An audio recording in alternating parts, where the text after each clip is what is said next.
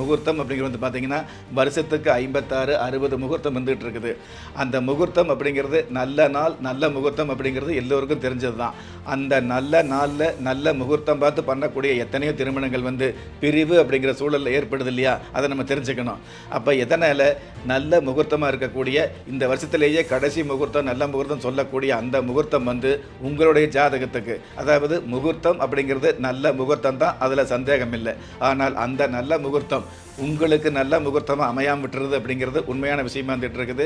எத்தனை நாளாக இருந்தாலும், எத்தனை வருஷமாக இருந்தாலும், எத்தனை நட்சத்திரமாக இருந்தாலும், எத்தனை திதியாக இருந்தாலும், எத்தனை முகூர்த்தமாக இருந்தாலும் உங்களுக்கு நல்லதா அப்படிங்கிற விஷயத்தை பார்த்துக்கிறதுக்காகத்தான் உங்களுடைய ஜாதகத்தையும் இந்த மாதிரி நல்ல நேரத்தையும் நம்ம கணிக்க வேண்டிய சூழல் இருக்குது.